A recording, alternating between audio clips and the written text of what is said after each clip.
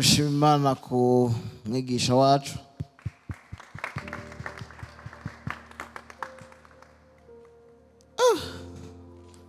sinzi mwebwe ariko jewe vy'ukuri ndafashijwe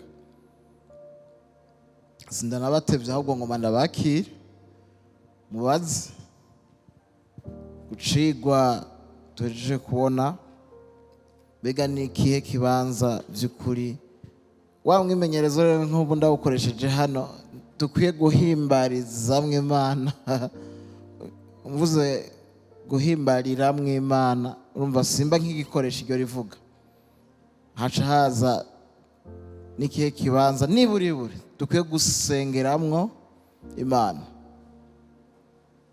rero mwumvise ari hehe mu buryo bw'igitutu aho Adamu na Eva bahurira n'Imana hari hehe muri Edeni amaze gucumura Imana inagura mu buryo bw'ihema ry'ibonaniro mu nyuma iba ingoro hanyuma mu nyuma tubona rinde Kristo hanyuma Kristo amaze kunesha urupfu akanagura kumuhimbara tubona bimukiye hehe mu mitima yacu urabona ubwo rugendo yatujanye n'urufatiro rwo gutahura icyo turiko turarondera gufashanya gutahura reka dutanga umwanya w'ibibazo jewe nitwa Abubakar hanyuma ikibazo mfise ni why is always looks like twizera ibitandukanye in the present worship moment kandi ukabona ko umuntu ariko arafiringa ivyo yumva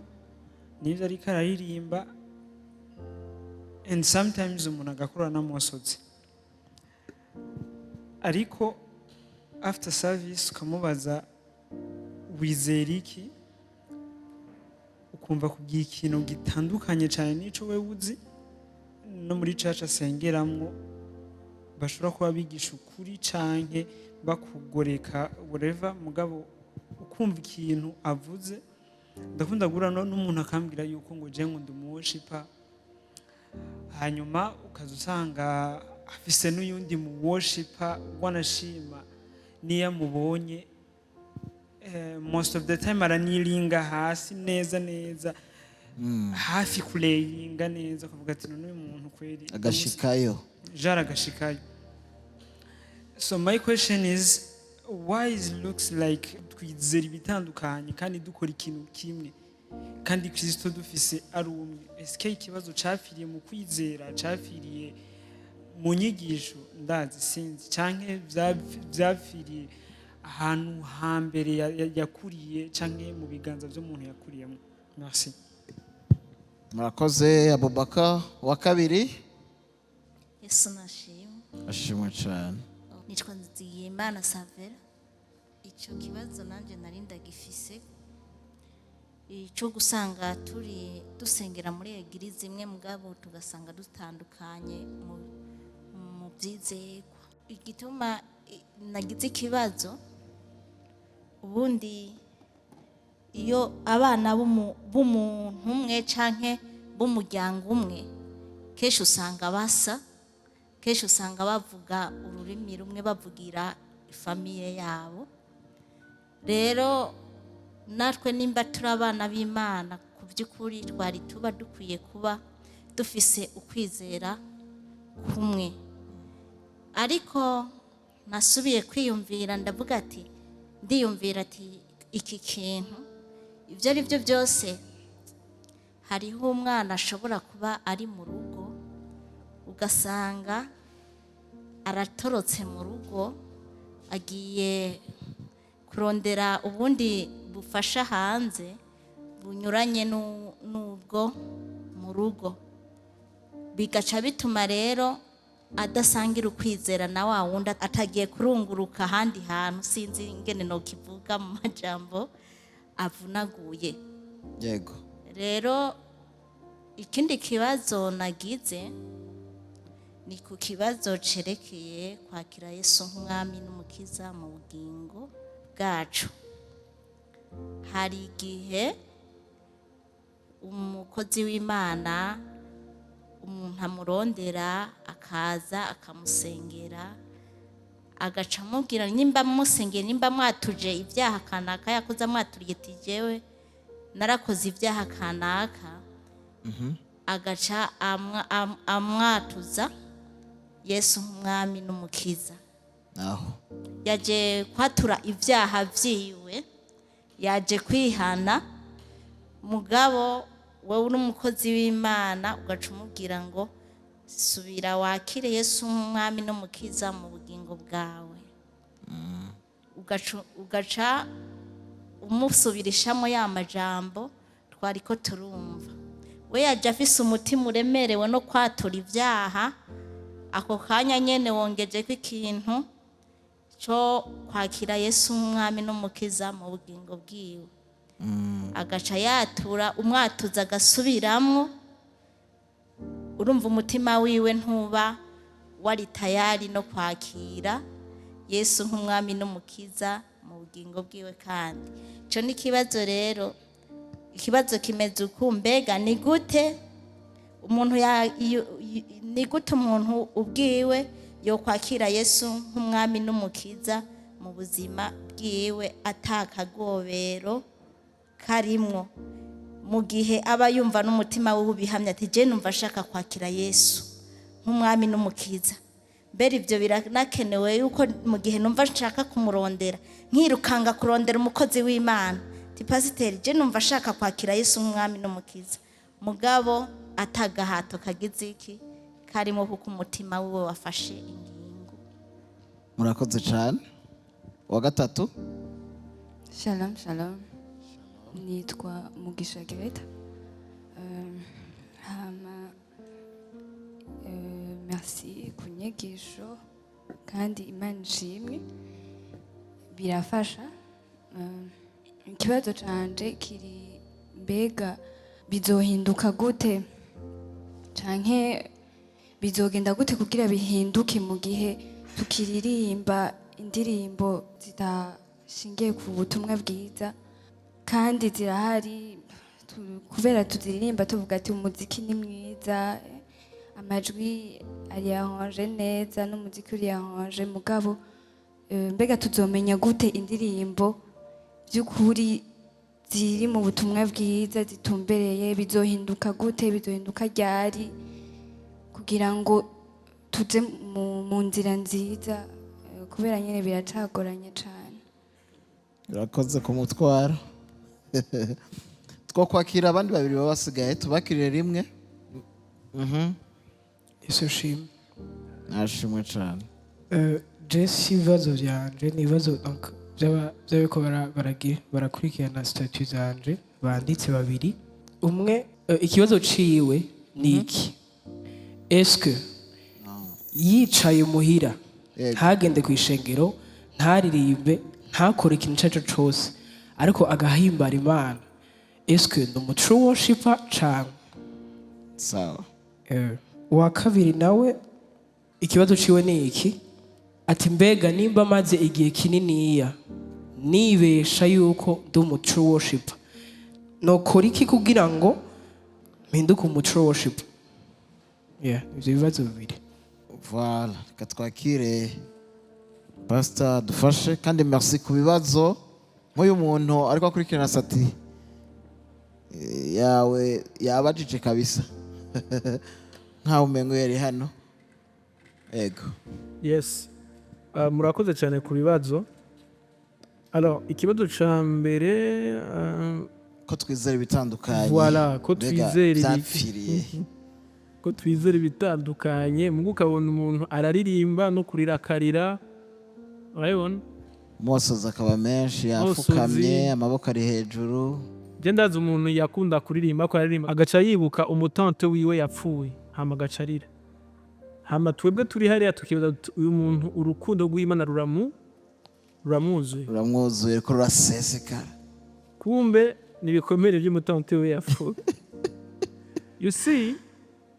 Aho rero umurongozi w'indirimbo acavugana ikirere cyafashe. How many times reka tuvugane ukuri, ni kangahe dukunda kurira muga for the wrong reasons. Reka nababwira ibintu byinshi bikunda kuturiza aha kuri podium. atari urukundo rw'Imana. Hari ibyaha byacu urukura ririmba uributsa ko ejo wakoze gafe ukarizwa kubera culpabilité, apana kurizwa kubera wahishuriwe ubukuru bw'Imana, urukurira kubera amafuti yawe y'umubiri ya kameremere k'umubiri, apana kubera ubukuru bw'Imana. So that's not true worship. Nibaze yuko après iyi workshop nizere yuko Imana izotugirira neza duhindure ivyo dukora. Je nasanze most of the times igihe cyose kenshi tuba tuko turarira, tuba tuko turira kuko umushaha wacu wamaze kurengegwa. Alors iyo umuntu vy'ukuri ari deep, imwemu yiwe ikaba iri strong, kenshi ntarira. Ako kantu muzogende ako ndababwiye muzogende muka experiment. Kubera ko abantu bakunda kurira ari abayirabure, mugabo abazungu kuri iki kenshi bakora rimba batarira. Mwambwira igituma? Uti twe dufise ibitugoye byinshi, bifise amacungu menshi. Reka ndababwize ukuri, the more you grow, uko ugenda urakura, niho kujya k'umwana, ubwana bukiri muri umwaka kandi kuse no kurira, ntazi no kuvuga ati nkeneye amazi, avuga yarize, hakuvuga ati nkeneye amazi. Kubera ko tukiri mu bwana mu buryo kwizeye, duhora ibintu byose no kurira. Ibintu byose ni kurira kandi kose no kurira, no gusenga urarira. Uko urarira, communique, ubu communique iki ofete. Wowe twaguhaye indirimbo zibiri, umaze iminota 10 uri kurarira, none uduhaye iki ofete? Twakuzanye gucura intimba, twakuzanye kuguruhimbaza Imana. Shalom. Shalom. Shalom. Nitwa Fabrice Niyonkuru. Nagoma mbarize ngaho nyene. Mbega ntihariho abo babarizwa na mpwemu yera? Ikibazo canje nico. Twakivuze nabyo nyene birabaho. Muga twavuze kenshi bikunda kudushikira. Ntudave twibesha, kenshi bikunda kudushikira ni iby'umubiri. Hari n'undi arira kubera inzara. Kubera ko kenshi iyo ufise inzara, je byanashikiye kenshi, iyo ufise inzara intege ziracika, articulation aragira iki, arabura ingufu. Hama kugira ushobore gusupport umubiri wawe ugacugira iki, ugacufukama. Abona wacayibaza ngo wafukamye kubera waciye bugufi imbere y'Imana. Kumbe n'inzara, okay? Ibi byadushikira kenshi tugiye kuririmba turi muri 3 jours, ugasanga umaze ibisi 3 udafungura. Ako uwo marisaha yose uhagaze bro, wacu ukreya ugafukama cyangwa ukaryama, bati umuntu ubwiza bw'Imana buramurenze. Kumbe ni strategie doro. Mane tubabari. So duvuga ibyo numuvemo, siko mwumvirize, si bibi kurira, si bibi gutamba, si bibi kuryama, si bibi gufukama. Ivyo vyabwirizwa kuba no resultat, no kuvuga wamaze ku experimenta byento turavuga vy'ukuri muri wewe. Shaka rero kuri vyishaka vyo, nyamwe ushaka kuryama, nyamwe ushaka kugira iki, muga réellement dukeneye ko uwo muntu yaryamye hasi niyavyuka avuga ati nabonye Imana, kandi ubuzima bwanje burahindutse. Uwo muntu yarize, dukeneye yuko niyaheza kurira akihanaguza munsi uzavuga ati jewe nihanye, hari ibintu nibi nahoramwo, mugabo Imana yankijije, byagize iki, byaheze. Puve rero muri ivyo bintu byo gucreation, ukarira uri wa wundi, ukihanagura uri muri wa wundi, umva ko ari gucreation, ugafukama misi yose, mugabo still uracari wa wundi. That's not worship. Ndakunganire pastor, n'iryari twovuga vy'ukuri ko umuntu basi ashobora kuba yarijijwe n'icari gikwiye kumuriza. Nigihe honyine ari mu ikoraniro, ubutumwa bwiza bwigishijwe mu kuri, buraririmbwa mu kuri. Ico gihe ivyo bibaye vy'ukuri, Imana irashobora kugendera abantu bayo kubw'ubutumwa bwayo bwavuzwe, sivyo? Mugabo nk'abantu tubirabira ku ruhande, nta kintu na kimwe kindi gihari gishobora kutwemeza ngo nk'akararo Imana yari ihari. Hari nk'ivyo dukunda kuvuga ngo ubwiza bw'Imana bwari buhari, ngo no musi vraiment vyatesa wavye vari wabazdokwa. Akenshi ni kubera la musique yari imeze neza, abahinyanyuzi bakoze umuti vy'ukuri. Oya, ikiza kudufasha twebwe kubera ko nkuko yabivuze, centre ya worship ninde? Ni Kristo. hanyuma uru rusengero rusemboliza we muri sense yo muri kino gihe cacu. Mugabo mu buryo bw'imwemu igihe we ariko novuga aganje ikoraniro, ari we acafye biriko biraba vyose, abantu vy'ukuri bashobora guhura nawe bakarira bakamusenga. Muri ico gihe turashobora kuvuga ati vy'ukuri aya marira ashobora kuba ataraye ikinyoma, kubera ko ubutumwa bwiza nibwo bwariko buravugwa. Mugo bitandukanye n'ivyo, nukuri birashobora kuba ari ibigirwamana vyabo. Hama ku arindi aspect yavuze wa musista yo kuvuga mbe vyapfiriye hehe kuba uno munsi twizera bitandukanye hamwe na Abubakar we yatangwe no kukivuga. No kuvuga kuva icaha cinjiye mu isi haciye hatangura kuba true worship na false worship. Osi n'abantu bitwa vy'ukuri ko entre guillemets arabizera canke tuvuga amadini y'abaporoti, uzosanga baguma bavuga bati twese turaba Kristo. Mugabo mbega ikinyoma naho Kristo yapfuye carakuwe mu isi? Oya, Imana yaraducunguye, mugabo icaha ntiragikuraho burundu. Duhariho urugendo rushishikara gukwezwa. Rero ico kigihari, ico gituma usanga hariho false doctrine, hariho ivyo tudahurizako, hariho kugoreka ukuri.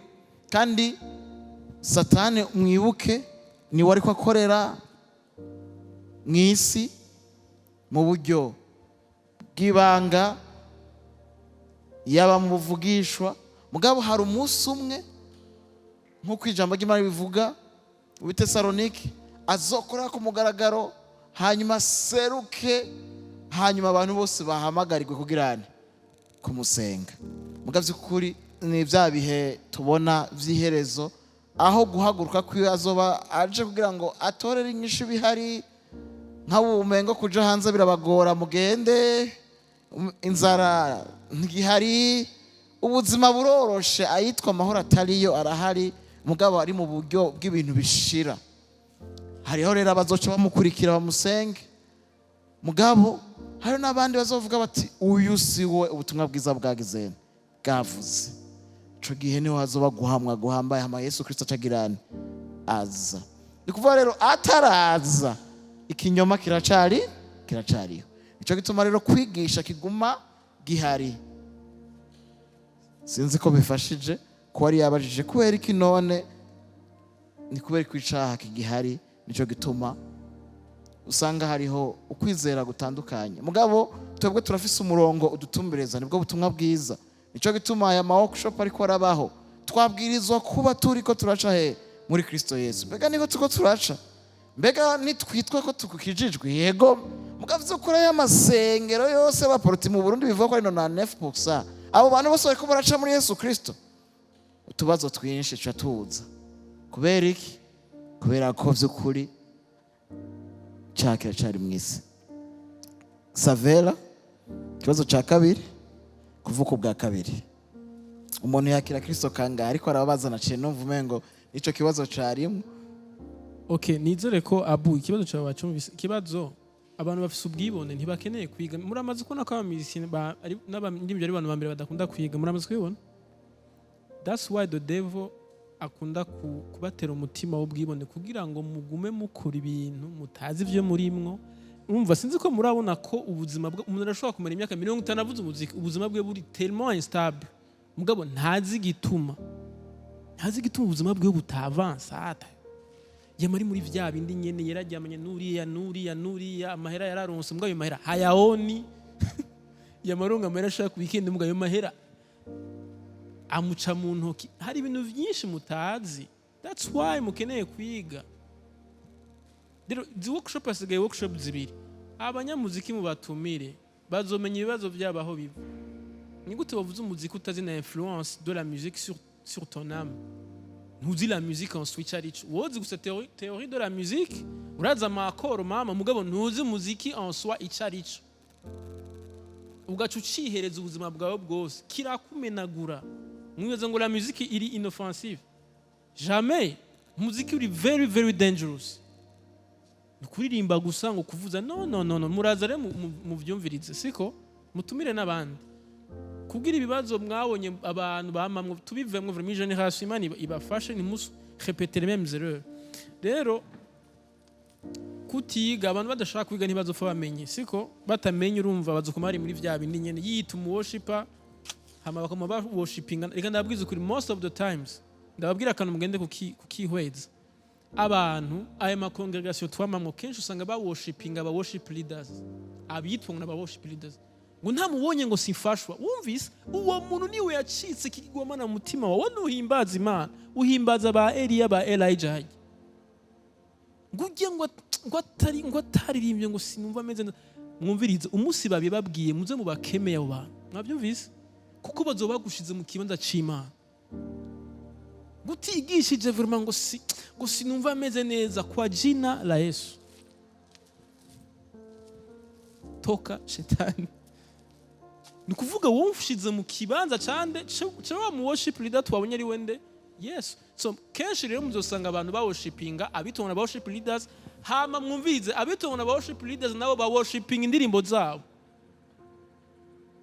Ni ba worshipinga Kristo. Akaririmbo ki mushire kuri start forward move forward ngire ngikanda like na share numbaze ijo akirigora tumena umutwe. Indirimbo Imana yatanze nturinda kuyigirira promotion mu vyumve mwe muri ngaha murike kwiruhisha. Imana iguhaye ikintu gisohore birimenya kizokumva babiri batatu birimenya si hore yiwawe babiri batatu bakijije basuma wowe uzohembwa gusuma wasoheze Despacito yamaze billion views umugabo atamu nimwe yigeza kizo wowe uzoba uri kuri hit mwijuru kuko umwe wonyine baratamba umva batatu ni grave. Birumvikana. It's not about views, it's not about likes. Oh yeah. Okay? Nishuro yico cukuvuka bwa kabiri urumva hama bene ndavuze ngo dufite kwizera gutandukanye. Reka ndagusomere ijambo kugira bidufashe. Murabona bavuga ngo abanyefeso gice ca 4 umurongo wa 5 havuga ngo il y a un seul Seigneur. Il y a une seule foi. Hari ukwizera kungahe? Kubiri, gutatu. Kungahe? Kumwe. Ibaze babesha. Abantu bagiye barongeramwe ivy'iwabo. That's why kwiga ari byiza. Sinzi ko mwabonye ikintu nakoze. Kandi ndakeneye ko kiba discipline yanyu. Iyo muhagurutse muko murishura pana kuvuga ngo je ngukunda vyumva. Turi ba Shakespeare, turi ba bande. Aba poete batanze ivyiyumviro byanyu. Turi ba Socrate, ntituri ba Aristote. Batanze ivyiyumviro byabo ngo leur pensée. Non, twe nta mapense yacu dufise ku vy'Imana. Ivyo dufise tubwizwa kwizera ku vy'Imana biranditse, it's written. Nabyumvise? Ukwizera kwacu ivyo uko gushingiye ku biranditse si ibintu twiyumvira ngo je ngo niyumvira ko je pense que naho rero havuye ama croyance menshi abantu uvuga ati je worship ndabifata ko ari uko. Je worship leader nuyu. Un point être. Siko? Alors nukuvuga iki? Nukuvuga ko dukosore tuze turavuga ijambo ry'Imana. Bakubajije ati none twe twizera ibintu binga ubabwira uti kwizera n'ikintu kuhe ni kumwe. Iyo tutumvikana rero swati nje ndi mu makosa cyangwa ni uri mu makosa cyangwa ni wewe uri ufise raison nje ndi mu makosa muguko biri kose kwizera ni kumwe. Alors reka dusome watubwiye cerekeye kuvuka bwa kabiri kandi ndagusomera ijambo uryandike. Petero wa mbere gice ca mbere umurongo wa 22 kandi ari gusomere Petero wa mbere gice ca mbere umurongo wa 22. Mwumvirize rero aba musicien mutaravuka bwa kabiri n'abaririmbyi mutaravuka bwa kabiri n'abandi bakora ibindi vyose ko twarabonye ko worship it's not about singing and playing music. Nyamba wahora ukora ibikorwa vy'Imana vyitungwa n'ibikorwa vy'Imana mugo udakijije. Umviriza rero kuntu bakizwa. Nuko rero ko mwejesheje imitima kumvira ukuri kugira ngo mukunde bene data bitari uruheyiheyi mukovye mu gukundana bivuye mu mutima. 23 kuko mwavyawe ubwa kabiri mutavyawe n'imbuto ibora ariko mwavyawe n'imbuto itabora mubiheshejwe n'ijambo ririho rigahoraho. Umvise my sister, ikintu kikuvyara ubwa kabiri suko baguhamagaye imbere ngo watuye. ikintu kikuvyara ubwa kabiri ni mu gihe wumvise rya jambo aha barivuze munsi ngo ni, kuko amajambo ni menshi siko, hari igihe umuntu ashobora kukubwira ahagusomera ngo nk'uko Yakobo Imana yamuzamuye mugira gutya, nawe Imana igiye kukuzamura. Iryo jambo ntishobora kugukiza, ntishobora kubyara ubwa kabiri, ko si ubutumwa bwiza siko. Nk'uko ninde Morodekayi Imana yamugize iki, yamutabaye ngo nawe Imana igiye kugira iki, kugutabaye. Iryo jambo ntishobora gukiza ubugingo bwawe. Uwo muntu yakwigisha gutyo agaca guhamagara ngo ingukizwe, azoba ariko arakubesha, kuko icyo ari kugukiza ntacyo yakubwiye. Ku murongo wa 45 bavuga ngo ariko ijambo ry'Uhoraho ryamaho ibihe bidashira, ngo kandi iryo niryo jambo ry'ubutumwa bwiza. Il faut préciser, mwabwiwe ubutumwa bwiza buvuga ikire, buvuga igikorwa cyo gupfa no kuzuka kwa Kristo, ivyavuye mu rupfu rwiwe n'ivyavuye mu kuzuka kwiwe. Nivyo Paulo yagiye aravuga mu Baroma, Abikorino, Abagalatiya, bijya vyose. Ni ukuvuga iyo umuntu rero akora akubwira ibindi bintu atari ivyo, agaca akubwira ngo ingukizwe, abakubeshe. Ukizwa gute? Ikintu kicari kugukiza ni rya jambo yakubwiye. Birumvikana? Nico gituma reka nzandagira ko fete indirimbo zitari mu butumwa bwiza ntizishobora gufasha abantu. That's why tuko turakoma induru, rekana nizo ndirimbo, kuko the power, ubushobozi Imana ikoresha kugira itabara abantu n'ubutumwa bwiza. Abaroma igice ca 2 umurongo wa 16. Shaka uririmbi utujambo turyoshe amajambo asobetse. Ayo majambo ntashobora gutabara abantu. Nabyumvise? Nizere ko inyishu iri kwiraba clair, je me dis. Hama tuca tugenda rero hamwe bavuga igituma bavuga bijya by'ukwatura, mwenda bereka ahantu babikura. Abaroma 10:10 igice c'10 umurongo w'10 mengo. Kuko umutima ari umuntu agira iki yizeresha, akaronka iki, imodoka, umugore, umutima umuntu ari yizeresha akaronka iki, bantu b'Imana, ukugororoka.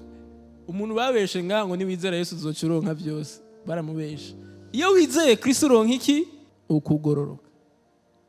Hama akanwa akaba ari ku muntu yaturisha akaronka iki, ni ibintu bibiri. Wizeresha umutima ukaronka ukugororoka, ukaturisha akanwa kawe ukaronka iki, ukwatura kwacu. Si bijye bakora ngaha every single day, ukwatura kwacu kwamaho kw'ivyizigirwa vyacu. Nico gituma agakiza ntikarahera, agakiza kacu kazohera ari uko Yesu aje kudutora. Birumvikana? Si biguhereza ngango nabihejeje ngo ni wizeye n'urugendo utanguye, c'est pas la fin. Ngo nizeye ngo rero ngo ubu ndatuye ngo biraheze. Oya. 17 havuga ngo nuko kwemera kuva ku kumva no kumva kuzanwa n'ijambo ryande. Nukuvuga igihe cyose bazokubwira ibintu atari ijambo rya Kristo, the real faith, ukwizera nyako ntikuzopfa kuvutse muri wewe. That's why dufite abantu rero bizera ibintu vyinshi mugabo batagira ukwizera kuzima. Hari ukwizera gupfuye no kwizera kuzima. Iyo uri kurambwira ngo je ndizera, n'aba daimoni barizera my friend, ariko ntibakijeje. Na Cristiano Ronaldo arizera ko azotwara champion kandi akabishika akayitwara, arizera yuko azotsinda amagori menshi kandi bigashika akabikora. None azoja mu ijuru? No, ukwizera kudukiza no kwizera kuva ku kumva iki, ijambo ryande rya Kristo. That's why reka ndababwiza ukuri, Yesu ari hafi kuza, kandi ico kintu imbere yuko nzanga ico kintu ca dudu bije muri jewe, amajambo yagumagaruka. Umwami Yesu araje, umwami Yesu aragize nicyo nari gutangurira ko kubisanga. Jesus is coming back. Mwabyumvise? Murumva icyo nshaka kuvuga? Yesu yaraje, yavutse kugira agira iki? Kugira agira iki? Apfe. Amaze gupfa aragira iki? Arazuka. Hamahejeje kuzuka atubwira ko azogira iki? Azoza kutugira iki? N'ama steps 3. Mugabo tubwe turacari ko turadiskuta ku rupfu, kubera ko ntituremera gupfa, turacari stuck ku rupfu. Nyuma mwakurikiranye neza, iyi mibiri yacu tutemeye kwipfa kugira ngo Kristo agaragaye muri twebwe. Yesu ntazoza kudutora umubazo zo gutora twe turimwo. Turacyariko turadiskita kugufa, turacyariko turanegosia kugufa. Kameremere kacu karacari live, karacariho, karacari kazima, karacari kose. Ntibidushobokera ko tubenefisha ubuzima bushasha bwaseruwe n'ukuzuka kwa Kristo. Ubwo buzima bwo kuzuka bwimanifeste mu bantu. That's revival. Mukeneye revival yahega abantu. Mwibaza ko revival ari ikintu kizokoroka. Umunsi umwe tuko turasenga ngo kirakorotse ngo revive. No. Nyamuru kuremera gupfa kuri vya bindi kera bitakunda. Revival iri mu buzima bwawe. Urukura kanguka. Nyamba hari ibintu kera vyakugora kuheba, uyu munsi ugasanga ukura biheba. Nyamba hari ibintu kera wahora ubona umenga iki kintu jewe sinopfa ndakirekuye, ukabona uyu munsi ukura urekura. Nibwo buzima tuko turavuga bwa worship abantu b'Imana. Nimwe zo tuko turavuga ibindi. Jesus is coming. Gutora ico yabitse mu isi ikihe ubuzima bwo guhihimbara. Kugira babandanye gukora worship mu kibanza rero ca vrai. Ndabifurije ikintu kimwe. Ne ratez pas cet événement. Mushobora kuba mutarasa ama concert menshi muri nosi. Naho mwuyarata ntaco bitwaye. Ako ntimuzohate événement yo gukorera worship mu kibanza nyaco muri venue yo live. N'umwami wacu Yesu Kristo. Ntimuze muhate iyo événement, muzoba muhomvye ibintu vyose by'ubuzima bwanyu. Alors karagaciyemo. Ikibazo kindi mu gihe tutarimo ubutumwa bwiza no kuvuga we will still be worshiping in vain. No kuvuga mu gihe tutarimo ubutumwa bwiza icambere uzo ngacu nibuzohinduka nivyo dukora Imana izofa ivyemeye. Muganda ndashima Imana ko dans chaque génération yari bikiye abantu batigeze bafukamira bayari. No kuvuga yuko ikibazo cawe ni ikibazo c'umuntu ari désespéré. Mugabo ntube désespéré kubera ko nta gihe na kimwe Imana itigarukanira kuri kwayo. Nta gihe na kimwe. Ibi jewe nta mwaka uheze ibi ndabimenye. By the way, umwaka umwe nta mwaka uheze je ibi ndabimenye. Kuvuga yuko avant cette année narinzi ibindi. Nukuvuga ko Imana iraguhishurira, irahishurira abayo, kandi ifuze juste guca bugufi. Ndazire ko no n'ahandi barankubiye kandi abakarorero. Uyu ni Claude, siko je ntitwaye tuzinanye, yaje mu workshop ya mbere, siko ga Claude. Ibintu ndiko ndavuga kumbe nawe nyene nivyo amazi imyaka ariko aravuga, nivyo amazi igihe ariko aravuga, kandi tutazinanye tutanavugana.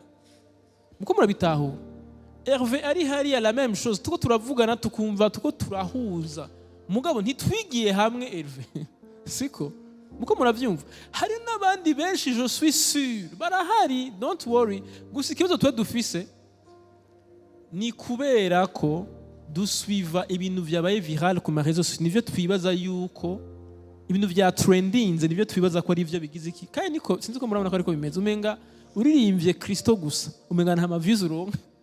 Mbakuririmbira abantu yuko ibintu bigiye guhinduka, hamwe bitohinduka naho bica bigenda gute?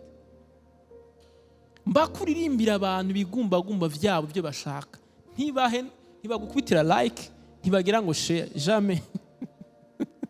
Mbakubaririmbire exactly ivyo bashaka. Kubera ko turi mu gihe ca lockdown, reka turirimbire abantu ndi muhumure, humura. Ko murakurikirana abantu bakunda kwandika, reka kwandika en fonction ma circonstance. Ni mwandike murongowe namwe mu w'Imana. Alors nukuvuga ko rero don't worry, ntugire ikibazo cyo n'ikibazo c'Imana en fait.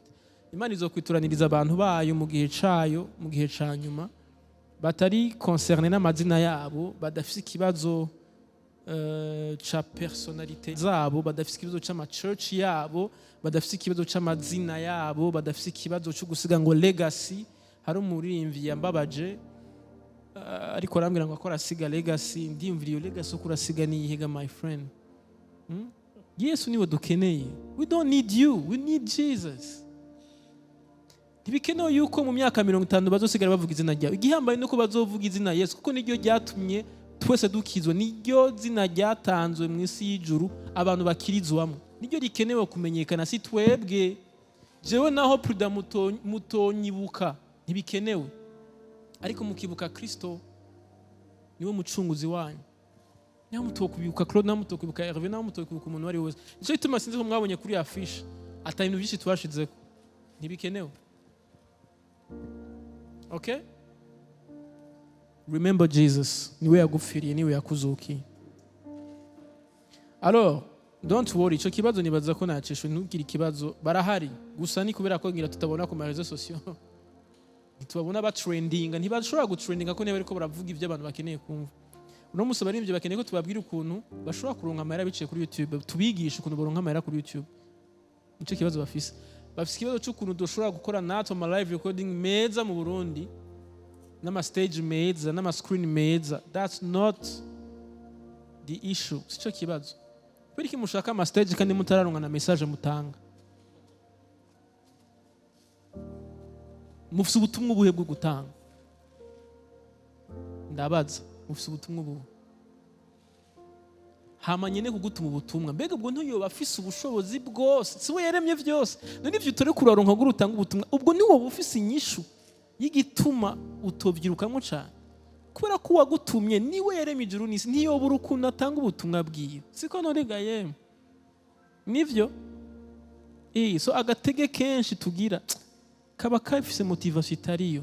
Murabona birambabaza kubona umuntu afise concert mugabo amaze iminsi 2 afise ikibazo cy'ukuntu yambara, ukibaza uti uyu muntu ako yitegurira concert cyangwa ako yitegurira guzohimbaza Imana cyangwa ako yitegurira fashion week.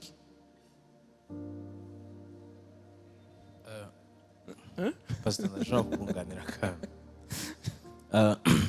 mumbabarire ndamuciriyemo ko avuze ikintu je cigeze kunshikira. Twariko turategura bampamagaye muri eglise nashatse kuvuga, hama turiko turagira sound check, hanyuma nyene igitera maraje Monday wanje arambwira ngo urumva ngo ndafatiriwe birangoye ntezwa kuja ndafise rendezvous ntezwa kwitaba.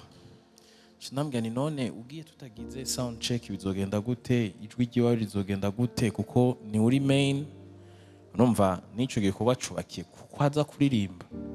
Acambwira ngo niyasiba iyo rendezvous ngo igikorwa kirashobora kononekara cane voire même ntikibe. Rero ngiye kumubaza ati iyo rendezvous ni yihe iruta ko utesting ijwi ryawe uzokoresheje, acambwira ngo afise rendezvous n'umutayeje. Chers amis, jewe hari ibintu bingora kwihanganira ukabikora ukavuga ati Mana mugu dufashe ko sinumva ingene tailleur yateza kudetermina yuko igikorwa kiba canke kitaba. Sinzi rero ubushobozi bwari mu mpuzu yatezwa kwambara. Muga pastor unyemerere nongere kwa kantu ndibazo kaza kwishura ibibazo bimwe mu byo babajije. Tumenya gute ko tubaye mu buzima bwa worship? Je ndavyorosha cyane, simfata shortcut nuko tuba turiko twamwa ivyamwa vyamwe mu yera. Kwivyamwa vyamwe mu yera icamwa niki? Icamwa ntitudesida. Muramaze ko ni vocal decida ngo urumva rero ndadesize kwama ndadesize kugira ikoya ntidesida. Ivoka ryama kwera riteye mwivu ryiza. Nimba uri mu ijambo ry'Imana nukuvuga uri mukuri, nimba rero iryo jambo ry'Imana uri bamwe vy'ukuri uyobogwa na mpwemu yera. Nuyobogwa na mpwemu yera ivyamwa birasesekara biza naturellement ntugwana navyo. Mugana shaka twe turabe muri Galatians 5 haranyenterpera cyane, mwumvirize neza ko muca mubona ivyo turimwo bitugaragarako. Bagalatiya 5 kaduhere kuri 16. Ndavuga nti mugendeshwe na mpwemu niho mutazoshitsa iby'akameremere kanyu kifuza, kuko akameremere kifuza ivyo mpwemu yanka kandi mpwemu yifuza ivyo akameremere kanka, kuko ivyo bihiganwa ngo ntimukore ivyo mugomba. Ariko namba murongorwa na mpwemu wamuvuze mu worship leader ntimuganzwa n'iki n'ivyagezwe. Bandanya kandi ibikorwa by'akameremere kacu. Imbere yo kubana ahanyene niho nshaka ko duhagarara kugira cyo turaba no muri industry y'umuziki turimo ibigaragaza neza yuko turiko turaba muri real worship. Komeza tugende kimwe kimwe. Ubushakanyi, komeza. Ibihumanya, iby'isoni nke. Iby'isoni nke. Sivyo ngo hariho impudicité iyo turayizi muri industry turimo, harimo impurité, harimo dissolution, harimo idolatry. Imwe wari uhejeje kuvuga pastor. Abantu umuntu aza akavuga ati ebana nakatayoboye jewe simpezagirwa. Urumva turi muri idolatry yo kwidealiza abantu ukamengo nibo solution y'ubuzima bwacu. Bandanya ubwansi, intonganya, ishari, uburake, ikeba, kwitandukanya, jalousie, yibaze nakayagize concert nziza foko non il faut pas qu'on nkemeka. Non, urumva foko nja hejuru yiwe. Ayo n'amasinya ya jalousie. Sivyo twibereyemo. Sivyo mugareka tugende dushaka ivyo tubisimbe, tugende muri vyiza rero vyerekana. Hari wabajije ikibazo, numva nshaka kukigira ko wabajije ikibazo ngo niyurugaranye mu nzu hanyuma sinje gusenga nkatazira, est-ce que nzoba nabaye mu worship leader w'ukuri? Jewe ivyo igipimo, je no Galatian 5 niyo mfatira ku igipimo. Ushaka kwipima kuri umukristo wa vrai, ja muri Galatian 5. Ushaka kwipima kuri wa fake, ja muri Galatian 5. Rero ngo mugango mais le fruit du Saint-Esprit c'est l'amour. Rukundo. Bera ku rukundo. Siko urukundo rurahari hagati y'abaririmbyi. Je ne mucishure. Umunezero, la joie, la paix, la patience, la bonté, la bénignité, la fidélité, la douceur, la tempérance. Ngo ivyo vyose nta vyagezwe bisaba. Rero ni wiyugarana. Iyo session ibereye muri ico cumba ciwawe hagasohoka mw'ivyo. Je nta ngwara nimwe mfise n'ukuri. Mugabo nimba uko kwiyugarana kwiwawe wiyubare ntikukuberemo guhunga ishengero. Kora baca biyugarana bagaca baza ngo ishengero ntiri très important. Yeah. Turi communauté ni y'abantu. Nta communauté ushobora kuba muri wenyene obligatoirement. Ndiko ndabibwira abaririmbyi badafise amashengero, ndabivuga kubera nanje narabibayemo. Ntushobora kuba utagira ahuri. Nta kara ryaka ari ryonyene, ryatsa ari ryonyene rirazima. Uri muri danger. Uteza kwiyantura na bene data musangi ukwizera kugira bakubere support. Rero jewe cerekana ko turi muri worship suko waririmbye. Je nukura amarira y'abantu ntankanga, amajambo asosa ntankanga, ibintu byose dushobora hajya imbere biroroshe gukina movie. Jewe byose ndabibonye je imbere ntibabiriko birankanga. Mugabo eske nitwasohoka waheje kuririmba abantu bazobora ko barakuvuga gute? Eske baragusoma kw'intahe kugira basi tuce tubona yuko ivyo wari kurakora haje imbere bigaragaza ukuri, bigaragaza réellement yuko you are true worshipper. Kubera watawe yuko worship twatawe yuko ntawo bihuriye n'umuziki. Mugaro ujya muziki ugiye gukorera haje imbere, eske reflect ubuzima bwawe bwa misi yose. Je kutubwira ngo yahinduye ibihe akarorero urayiririmbye. Mugabo akote hariya uri umukobwa uri muri relation idashobotse, isinyiri wa wundi cyangwa isinyiri wa urumva. Donc franchement ivyo bibazo byose bitarahera hariya dushake tuve na hajya, kuko numva umengo nanditse kuri statut wanje nti aho satani yatubesheye naho yakonfonze worship n'umuziki. Abantu cha tuja muri gym tonic dukora umuziki hama twibagira yuko worship ifise ikiguzi. Abraham yarafise Isaka. Wowe Isaka wawe ninde wazanye? Canke niki? Worship ifise sacrifice. Mugo umuziki nta sacrifice ufise. Kurashobora kuririmba hajya nkuko pastor yabivuze, ushobora kuja hajya ukawuririmba. Ejo wari mukaja wari wateye gafi amukaca uzukaririra hajya imbere kubera kumaramara. Muri make hajya turashobora kugira inkinamico bibaho, asha turaba expert dans l'histoire. Muga hanze nta kintu kimbabaza jewe yuko twese sindiko ndavuga bariya natwe twese turimo gusohoka tuvuye muri experience kandi byita experience nanditse ndavuga ntivya worship experience tuvyibagire ko worship is not an experience, worship is a conviction. Wahamagaye abantu ngo baze kugira experience sinzi ivyo barimo. Je mba numva umengo it's not even bihagaze ku kwizera. Ko nimba utari convince nta experience ujemo. Bivemo.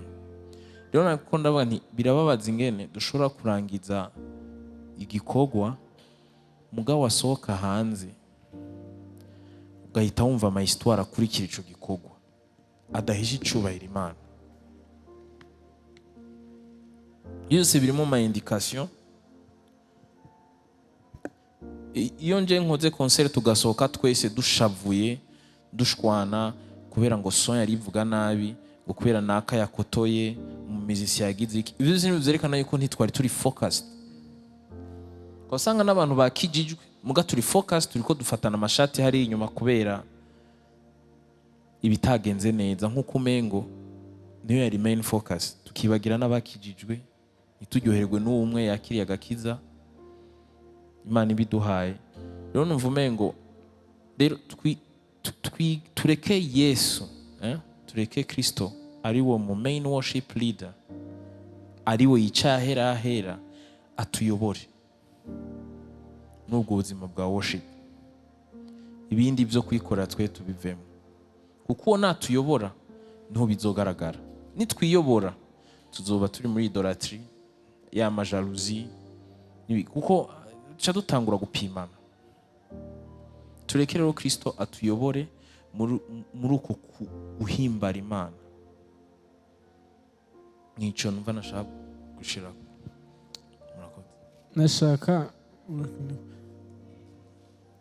ofete nashaka ndamwunganire umuntu yabaje ico kibazo ofete n'ubusi cyo yashaka kuvuga. Bo yabaye d'abord shock, yabaye shock yuko umva yuko ivyo yarakora atabihuriye n'ukuri kwa worship. Hama niko abantu ofete bameze. Iyo umuntu umushotse yuko ivyo bikorwa ubwavyo ataco bivuze, udafise bwabuze amanyabwa, ucumva umenga yobiheba. Sinzi ko muri mwebwe bimaze kubashikira, ucumva umenga duhebe kuririmba, duhebe kugira iki, kuvuza umuziki. Hari akantu nibagiye kubabwira, no kuvuga worship n'ubuzima bwa ivyara ubuzima bwo gusaronderinga ubuzima bwa kwegurira ubuzima bwawe nde Kristo. Hama umuntu misi yose ahejeje kwegurira ubuzima bwe Kristo acaja guserva abandi. Nta muntu ahereza ubuzima bwe Kristo, nta muntu asaronderinga ubuzima bwe Kristo ngo acaguma mu cumba wenyene. Nibibaho. Ni kuvuga Imana yaraguha itarantu ukagenda ukayibika. Barahara abantu bako barabikora. Ndamba kubabwira ikintu kimwe, Imana izokubaza neza ico yaguhaye. Imana ikintu yaguhaye izokikubaza wewe wakidandaje gute, wagikoresheje gute. Uno musara abantu badandaza ingabire yabo Imana ntibakorako. Irindiriye umunsi w'urubanza izobaza buri muntu wese, mbega shama idea wewe ikintu nagoye kwa gusa naragutumye kuja kukigurisha je ndakenye, wari wagiye kugira business narabigutumye jewe. Mbega ministry irakora business kuko yagumye avuga ngo industry. Ana ubu deja ikibazo dufise twaravuye muri ministry tuja muri industry. Ivyo tuzobivuga ukuntu business yaje mu vy'Imana. Mugabe vy'Imana business rimwe nta business y'amahera y'inyungu igaragara. Rero uwo muntu ico kibazo ciwe inyishu yuza kumwishura Prince uza kumubwira uti umuntu yahaye ubuzima bwe Kristo, umuntu vy'ukuri yabaye convaincu aca yiruka kugira iki, aca yiruka guserva abandi. Ndagomba kubwira rero abaririmbye bigize aba superstars. Dufise umustar umwe mwishengero, the bright morning star. His name is Jesus Christ, the bright morning star. Niwe mustari ngaha twebwe dushitura. Wewe ivy'Imana yaguhaye ubona yuko biturengeye nk'ishengero, nta kibazo, igumira uko nyene. Muga one day uzokumigo, Imana izokubaza kubera ko utakoreye bene data, kubera kitapa, kubera ko utigeze uba umuserviteur. Ndamana nabwira ikintu kimwe, ntimuze muvangigwe uno munsi umenga umuririmbyi asohoye akaririmbo kagahitinga umenga ntashobora kandi gusubira muri korali muramaze kubibona umenga abantu baririmba muri korali na underground n'abantu bataragira iki batararonka ama views ndababwire ngo ubwo n'ubusazi satani yateye abantu ibyo tuzobibona muri next session nta level nimwe uzogerako ngo ureke kuba umuserviteur basigire bakreya ubundi buzina ngo minister and whatever ibyo byose tuzobivuga ntimugire ikibazo kugira ntimugwe mu mitego uyu munsi dufise abantu umenga kuri ayo ama million views kuri YouTube ntagishobora kuja mu ishengero bisanzwe uca muri ibi bisanzwe gupatendinga mu ishengero n'abandi baramuha aririmbe afashe ishengero oya sishobora je kuririmba mu ishengero kanje nzoririmba gusa mu mastade waraguye kuko nta rugezo na rumwe twe tuzogerako twumve yuko tubakitse aba boss mu mana turabakozi bimbura kimazi aha kantu muzokibuke nta level nimwe bashake bazobe ku isi yose baririmba izina ryawe menya ngo still uri umukozi w'imbura kimazi rero kuvangirwa D'abord merci ndafise ikibazo jewe numvise hari twashimikiye kuri podium yo muri eglise ndafise ikibazo ku mukristo yakijijwe yamenye ubutumwa bwiza yego musanze turarimbira muri eglise ariko hariho nkaho tubona les cérémonies de mariage cérémonie n'izindi etc ijambo ry'Imana rivuga ngo dukeneye kugira umutima wizera uboneka mu vyanditswe donc n'umutima uririmba ugomba kuba umutima uboneka mu vyanditswe what about uri mu maseremoni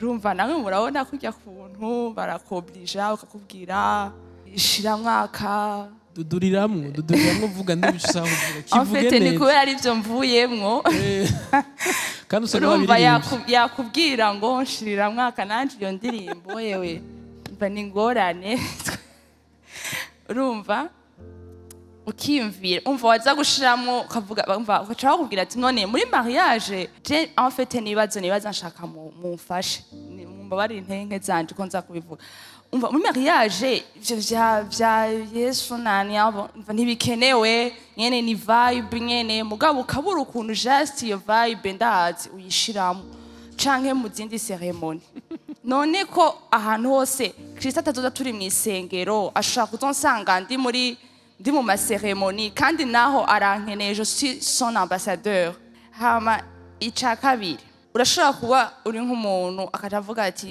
n'ubundi ibintu vy'indirimbo byaracanganye n'ama exemple ni ati byaracanganye uhura bavangatiranya ndazi mu church ati rero jewe ngira mpagarike kuririmba nicare mugabo ukaje usanga nko par exemple murabizi urashobora kuba uri nk'ahantu ku ishure canke uri ahantu bakakubwira ngo uravuga nk'indirimbo yo guhayagiza igihugu wewe urashobora gukompoza tufise teme par exemple ni nk'umunsi mukuru w'abakozi mu Burundi hama wewe dukeneye utwandikire indirimbo yo kumutiva abantu kugira ngo bakore ibikorwa ntibabe juste abanebwe murabibona ni nk'umunsi wo ya misi yahariwe nyene les journées mondiales ni nk'amasuje n'ikintu bakeneye gusensibiliza muri société hama nawe ukasanga fata rédiger un texte hama tu vas chanter comme ça en plus rukurura umukristo warakiriye ubutumwa bwiza urumva none ibyo bintu je birancanga vraiment birancanga hari n'igihe mbona umuntu yabigiyemo nkabura n'icyo ndamubwira none umva yagiye mu bisanzwe ubona umengo ni ibintu biri dans les limites de la normale muri société none ni gute wa muhamagaro dufise muri Kristo Yesu nabuno buzima tubayemo ngaha ku isi nibaza ko mwantahuye naho okay ikibazo kiri très simple ivyo kandi ubajije ikibazo ciza ngo yimitego ikunda gufata abaririmbyi cyane ndibaza aba artiste ndagomba kukubaza ikibazo kimwe mu buzima busanzwe utari kuraririmba bijya bintu bagusavye kuririmba urabivuga apa kuririmba urabivuga uravyizera urubikonfesa en fait naho nyene bihagaze voilà alors ni ukuvuga inyishu wayironse deja. Ijambo rero riri je ndakunda still kubaha ijambo ry'Imana kubera ko niyo reference, nibwo buzima bwacu, ni nabyo bikorohera kuvuga no ku bintu byinshi. Aha ndabwira abaririmbyi bakeneye atupri kuronka amahera mu kuririmba, then naho nyine ucugwa mu mutego, kuko wewe deja kuririmba waramaze gushiramo yuko ari kurondera amahera. Umuntu aguhaye amahera y'umuririmbira ibyo ashaka, ntuza kuririmba.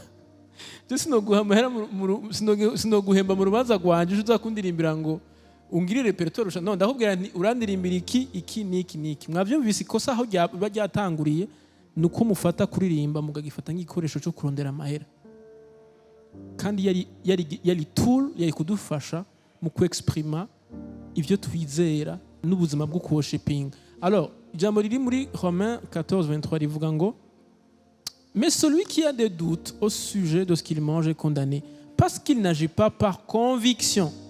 Tout ce qui n'est pas le produit d'une conviction est péché. Ibintu vyose mukora muzi neza mu mitima yanyu yuko bidahuye n'ukwemera kwanyu ni icyaha. Ni ukuvuga iyo baguhamagariye kuririmba ibintu ukaba uzi neza mu mutima wawe ko ibyo bintu utabyizera,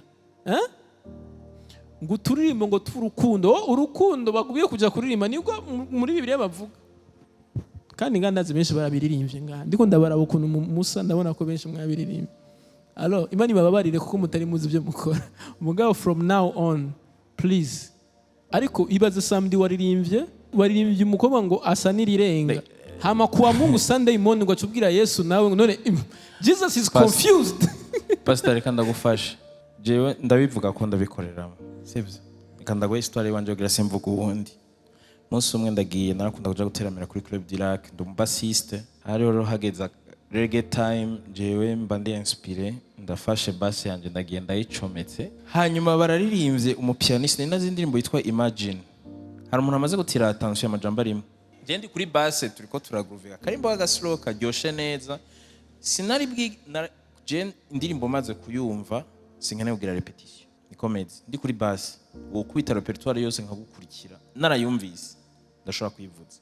Then suddenly Imagine iratanguye naga piano, then chantira attention amajambo ariko aravugwa. Ibyo pastor ariko aravuga ati samedi ariko aririmba ibi dimanche uri kuvuga ibi, ndirimba iravuga hari ahantu ivuge kagira ngo imagine there is no heaven and imagine there is no hell, ngo abantu bari kuba bifitiye amahoro. Ufite niyo sense iyo ndirimbo ibaze ngo ibihugu ngo atama borders, ngo twese ngo twaye kuba ngo turi bamwe, ngo turi together as one. Rero ndiko ndavyumva sindababesha, natwe kwambura gitari mugabo nayi nafashwe sishobora kuyita numva ngiri, numva ni mitego tugwamo. Danger hari muri ivyo vya secular nuko indirimbo zose zitavuga ivy'Imana simbi, si zose ari mbi, hariho nziza. Uririmbye urukundo, Imana niyo yaremye urukundo, nta kibi kirimo, ndabesha. C'est Dieu qui crée l'amour. Au fond, love songs are not the issue. Mugabo hari amajambo tugezemwo ubu bashiramo muri izo love songs pour provoquer XZY babashaka gushikako. Ikibazo si wowe uzogenda, si wowe uzoselectiona repertoire, wowe umaze kwisheta hajya imbere wambaye neza kandi umuririmbyi wenyine batoye, hari akantu bita playlist. Rero izo faranga wamaze kuzemera ukazishira ngaha ku mufuko, subwira ugende ubabwire kuri umukristo hajya ko bakurisha, tuvugana ukuri, kuko nta muntu n'umwe afise control. Hari n'umuntu ashaka kuva muri public mwana mutse ko mufise control agahita atera indirimbo abantu bose bagaca basara kandi bagaca oblige kwivuza. Qu'est-ce que vous faites? Muca muhagarika. Rero maze kuja muri system yo guca amahera, ugakunda amahera, urayakorera kandi uwo muntu bakurishe kugira ivyo bintu bikore ukanka kubikora. It's not fair ko wemeye kontra yuko ari uko biteza kugenda. Hama au fond hari akantu nashaka kongerako ko numvise ikibazo cawe ahanini ya ni secular canke gospel aho turi. Juste ni vya bintu muri societe bita ko nta kibi kirimo. Ni nko umuntu yakubwira ati ririmba amahoro, ririmba iki cugasanga no kunganira kuri ico kibazo ko na sorry ikibazo cawe nacumvise. mbega nk'akarorero tuko turahamagarirwa gukingira ibidukikije, umukristo arahamagarirwa gukingira ibidukikije mu kuririmba? Nico kibazo ufise. Jewe ntanga akarorero k'ivyambaye ko harabaye sensibilisation y'ibijanye no lutter contre le VBG. Sivyo, je suis psychologue, hanyuma ndagenda mu bariko barandika indirimbo kugira ngo tulite contre le VBG. Murazizi guhohotera, sivyo, canke amabi afatiye ku gitsina, violence basée sur le genre. Mbega ivyo bintu ni abatizera gusa bahamagarirwa? Oya, hariho umurongo uri 1 Corinthiens 10:31. Iyo mujya, iyo munywa, iyo mukora ikintu cose mugikore mutumbereye guhesha Imana iki? Icubahiro. Kandi twibuke yuko twaremewe iki twebwe? Twaremewe iki? Niyo ntumbere kuremwa k'umwana w'umuntu, kubaho ubuzima buyihimbara, kumvira Imana, guhesha Imana icubahiro. Niyo ntumbere kuremwa kwacu. Adamu yatakaje iki? Guhimbara Imana, kumvira Imana. Urabona ya maspe yose tugenda turatusha yose, ingene Imana yipfuza yuko tubaho. Nkunda kubirezuma muri kino kibazo igihe umuntu yibajije ati nubuhe buzima duhamagarirwa kubaho inyuma yo kuvuka ubwa kabiri? Mbega Imana iduhamagarira iki inyuma yo kuvuka ubwa kabiri avant ko tuja mu ijuru? Ni waronka inyishu ni iki turiko turavuga. Mugabe cy'Imana iduhamagara sakaspe kamwe, ico dukora cose, ico tuvuga cose. Nico gituma hageze yaho uririmbo urabanza ukiyumva ati message ngire mveikire, niyo nizera. Turi kumwe? Ariko vy'ukuri guparticipa nk'abene gihugu mu bijanye n'ibigize ubuzima bwacu turavyemerera nk'abizera? Oya, muga dushitse indani vy'ukuri turaza kuveikira ico twabwirizwa kuveikira. Niho hari ikibazo. Ugiye muri ceremony ya mariage baguhamagaye ko rero umuririmbyi, eske uza kuveikira iki muri repertoire yawe? Kubwanje ambwiye ati undirimbire iyi ni nkaja numva sinemeranya yaje, namubwira no. Turi kumwe? Mugabo nimba za kuguha liberté yo kuveikira indirimbo zitonze neza, ahubwo ni opportunity nakaryo kauza gusharinga Kristo. Wanashaka nta n'indirimbo dufise nyinshi zishobora kuvuga ubutumwa bwiza muri mariage, muri dot. Indirimbo baba bariko baraplayinga nizihe? Hari hakigoro twebwe twatanguye ko gufasha abanditsi b'indirimbo ingene bakwiye kwandika indirimbo zishingiye kuki? Ku butumwa bwiza. Tugeze muri mariage ndandika gute ku buryo iyo ndirimbo iza kuba ari Kristo? Ariko rero ivyo bibanza biri suspect, birimwe amadanje menshi ku buryo ugiye uri expose utaramenya kudiscerna, usanuka waguye hahandi nyene Satana gushaka exactement.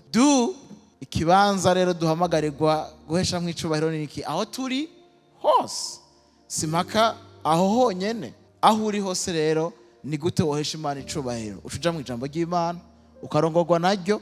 Ndi hano ni gute noyihesha icubahiro? Ni kuno. Adusomeye umurongo ukomeye cyane. Yesu ibi bintu bambwiye kuririmba ntobaye ndiko ndabiririmba mu buzima bwa misi yose, no reponda gute? Kubwanje naho nagomba guterera. Ikibazo dufise umenga igisirimu ukuririmba ibintu atari Kristo. Uyu ni umusirimu, ni umuzungukazi yariko aririmbira umugabo wiwe, yako amuririmbira indirimbo.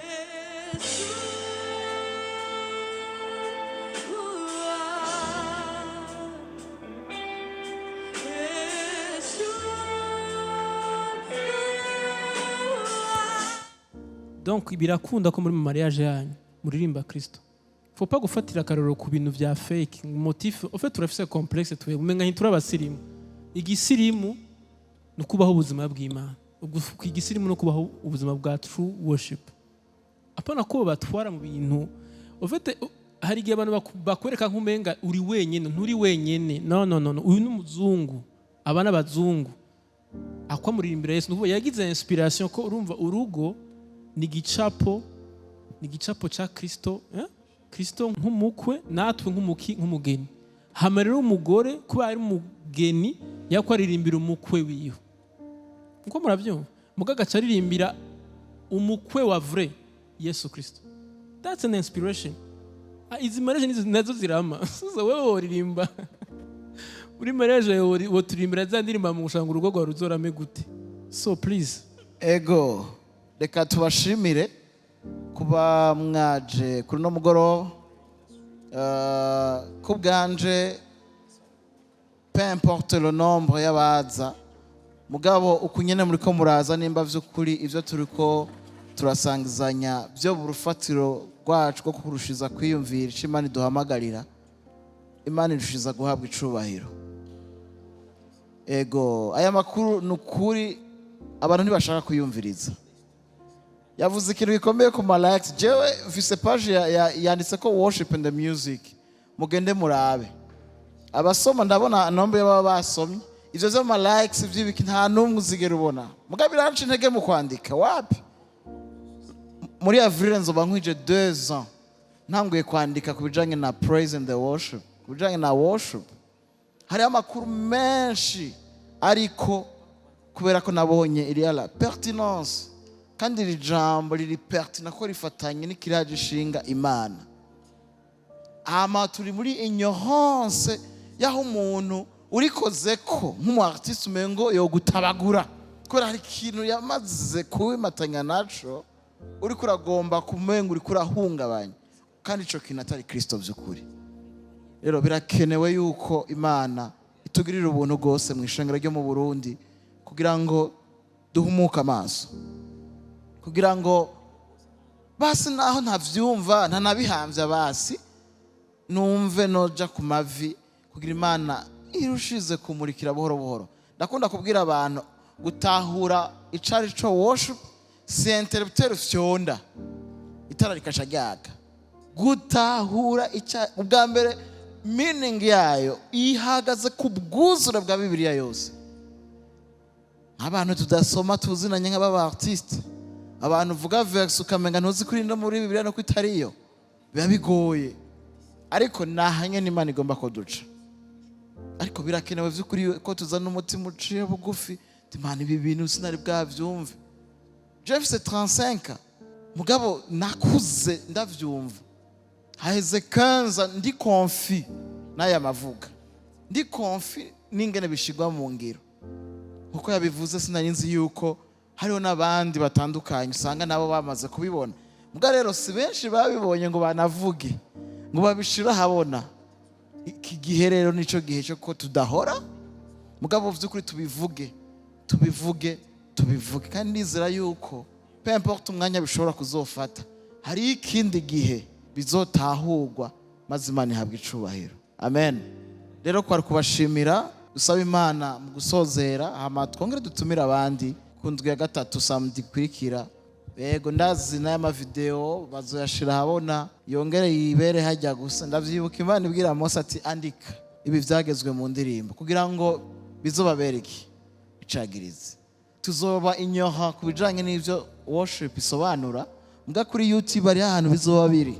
Kuri Brightness Burundi hariho video nakoze ivuga mbega vuge tuvuga guhimbaza no gutazira canke no gutazira no gushima. Irahari ifise utuvyuzi tukeya nanje sinda na sharinga nteretse hage ndahejeje ibisigaye Imana nkuko yabivuze past izomenya ingene bikora muga ano numwizigirwa kucishaka mu Burundi ko gishobora kuba kizoba. Twe tuba bizigirwa tubikominike ko by'ukuri yagenye mu ijambo ryiwe nawe azomenya ingene abikora. Nukuri numva no batera intege si kenshi iyi expression ya Elve uyumva mu banyamuziki. Hari atelier menshi yama yabaye bagatumira aba artiste ubona baba turi imbere twakuze twumviriza tubona tukurika indirimbo zabo mugabo wakumva amagima bari imbere kuri podium nkuko ukumviriza Kristo ari hejuru by'ukuri bariko barasharinga. Si question yuko ndiko ndabashira hasi mugabo by'ukuri je bingeza ahantu muri domaine musical bingeza ahantu habonetse akaryo nukuri batsitara badatsitara mugabo ndakomunika uko mba numva by'ukuri nkuko biteye alerte. Uno munsi ishengero riragwiriye abantu ni benshi hari vibe mu rusengero ibi bikorane vyo hanze umengo ariko evaluation y'ivyo bintu byose ni Kristo ari au centre by'ukuri. La plupart tuba turiko turasenga iki ibigirwamana. La plupart tuba twaje kurorera iki amatala. Est-ce que n'iryari musenga murajya muri bijya bikorane binini binini mwebwe ye musenga atabutumwa buba veikire aussi ko ari we Kristo ari ho centre. Ni kuri turakeneye ubuntu bw'Imana, turakeneye ingene Imana itwereka ingene la musique a primé sur l'évangile. Simbi ni nziza mugabe gihidominye n'uburozi bwica.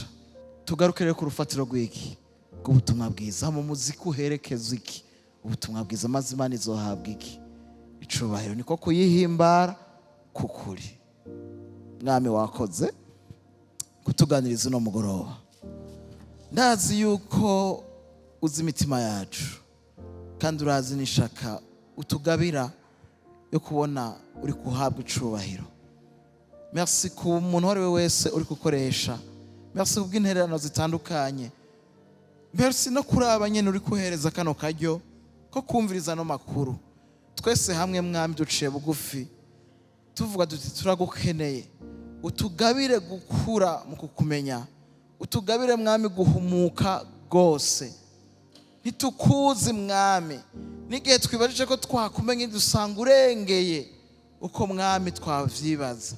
Ivyo bikaturushiza kutwereka ko tuzoguma tugukeneye, dukeneye kwiga kuri wewe, dukeneye kukumenya icuri mu burangamutima bwawe, ico wakoze mu mwana wawe, amasezerano usezerana Mwami, kugira ngo imitima yacu ishize kwitegereza ubwiza bwawe.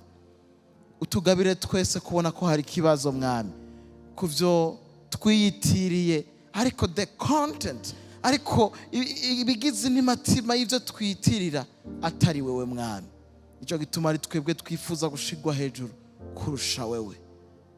Humura amaso yacu, utera intege Mwami umuntu wese ariko ashaka vy'ukuri yuko buno butumwa bwoshikira benshi bashoboka, kugira ngo Mwami turushize gushushanywa mu bwinshi nkuko Pawulo abivuga, kugira ngo habe kunengesera k'umwana wawe Mwami. Umusaraba ari wo dushize imbere, umusaraba ari wo tubona yuko ari wo turaje ishinga, kuko niwe munezero wacu wa mbere, niwe bugingo budahera, ni wewe wenyene Mwami. Guhusha wewe ntaco twoba tubereyeho. Uhezagire no shengero, uhezagire uburongozi ndetse n'igihugu cy'u Burundi urushize gucibuka mu bihe nk'ibi, ni mu izina rya dusabye twizeye, amen.